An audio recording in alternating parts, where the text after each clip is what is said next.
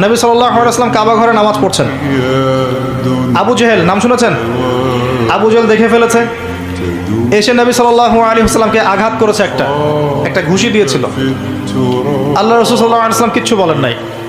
এই দৃশ্যটা দেখেছেন একজন দাসী, দেখে হামজা রাদিয়াল্লাহু আনহু স্বীকার করে ফিরছিলেন। তিনি কিন্তু তখন ইসলাম কবুল করেন নাই, নবীর চাচা, আপন চাচা।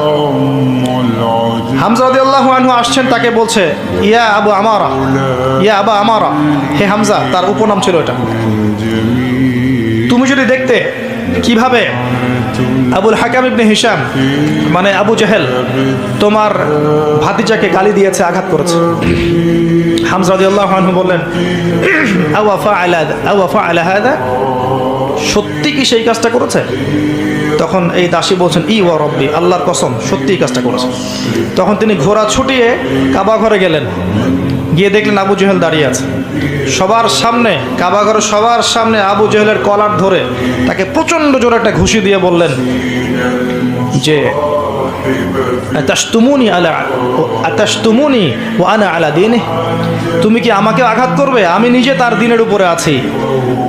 আকুলু মা ইয়াকুল, ও যা বলে, আমার ভাতিজা যা বলে আমিও তাই বলি। রুদ্দাহা ইন ইসতাতা'তা, তোমার যদি ক্ষমতা থাকে এই ঘুষি ফিরিয়ে দিয়ে দেখাও। কে বলেন এই কথা? হামজা রাদিয়াল্লাহু আনহু। এবং ওখানে সাক্ষ্য দিচ্ছেন যে আনা আলা দীনিহি ওয়া শাহিদতু আল্লা ইলাহা ইল্লাল্লাহ ওয়া আন্না মুহাম্মাদান রাসূলুল্লাহ। তোমার যা ইচ্ছা এখন করো। কারো বুকের কলিজা ছিল না, ওখানে হামজা রাদিয়াল্লাহু আনহুকে একটা আঘাত করে দেখায়। এবার তিনি চলে গেলেন দারুল আরকামে, যেখানে নবী সাল্লাল্লাহু আলাইহি ওয়াসাল্লাম তখন ছিলেন।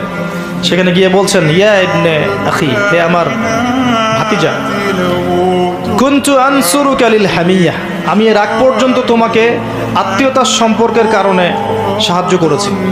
আলান, আজকে থেকে আনসুরুকা লিল ইসলাম, আমি তোমাকে ইসলামের জন্য সাহায্য করব। ওয়া আশহাদু আল্লা ইলাহা ইল্লাল্লাহ ওয়া আন্নাকা রাসূলুল্লাহ। এরপরে ইসলাম শক্তিশালী হচ্ছে। এই দৃশ্যটা দেখেছে ওমর রাদিয়াল্লাহু আনহু।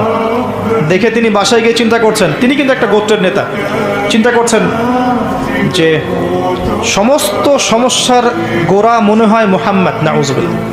যদি তাকে আমি হত্যা করে ফেলি এবং হত্যা করে আমি আমাকে এই বনু হাশেমের কাছে সোপর্দ করি, তাহলে সব সমস্যার সমাধান। এভাবে তিনি কোষমুক্ত তরোয়াল নিয়ে বের হলেন। আপনারা জানেন ঘটনা। বের হলেন তাকে হত্যা করতে। পথে শুনলেন তার বোন এবং ভগ্নিপতি ইসলাম কবুল করেছে। ওখানে গেলেন, দরজার বাইরে থেকে শুনছেন কোরআনের আওয়াজ শোনা যাচ্ছে।